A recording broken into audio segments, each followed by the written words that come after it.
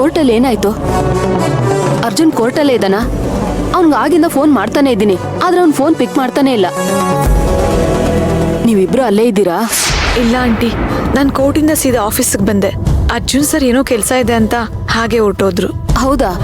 ಮತ್ತವ್ನ ಮನೆಗೂ ಬಂದಿಲ್ಲ. ಕೋರ್ಟಲ್ಲಿ ಏನಾಯ್ತು ಅಂತ ನೀನ್ ಹೇಳಲೇ ಇಲ್ಲ. ಬಿಡಿ ಆಂಟಿ, ನಾವ್ ಅಂದ್ಕೊಂಡಿದ್ದೆ ಒಂದು, ಅಲ್ಲಾಗಿದ್ದೆ ಒಂದು. ಎಂತೆಂತ ದೊಡ್ಡ ಕೇಸ್ನೇ ಗೆದ್ದವ್ರು ನಿಮ್ಮಗ. ಇನ್ನ ಅವ್ರ ಸ್ವಂತ ಕೇಸ್ ಬಂದಾಗ ಅವ್ರು ಸೋಲ್ತಾರ? ಅದಕ್ಕೆಲ್ಲ ಅವ್ರ ಅವಕಾಶ ಮಾಡ್ಕೊಡ್ತಾರ ಆಂಟಿ? ಮೀರಾ, ನಿನ್ ಮಾತೆ ವಿಚಿತ್ರವಾಗಿದೆಯಲ್ಲ, ಅದೇನು ಅಂತ ಸರಿಯಾಗಿ ಹೇಳು. ಅರ್ಜುನ್ ಸರ್ ವಾದ ಮಾಡೋದು ನೋಡ್ತಿದ್ರೆ 100% ಅವರೇ ಗೆಲ್ಲೋದು ಗ್ಯಾರಂಟಿ ಆಂಟಿ.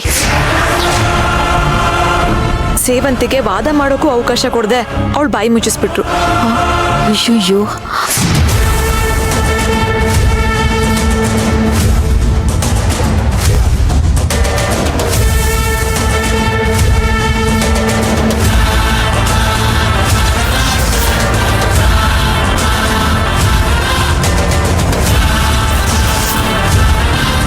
ಇಷ್ಟೆಲ್ಲ ಆಯ್ತು ಆಂಟಿ.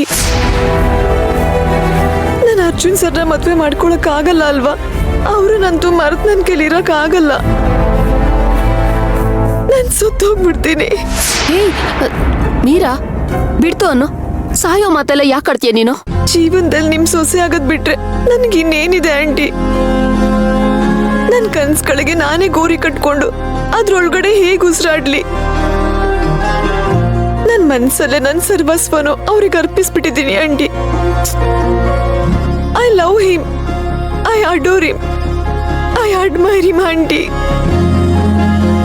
ನನ್ಗೆ ಇವಾಗ ಏನ್ ಮಾಡ್ಬೇಕು ಅಂತ ದಿಕ್ಕೇ ತೋಚ್ತಿಲ್ಲ. ಮೀರಾ,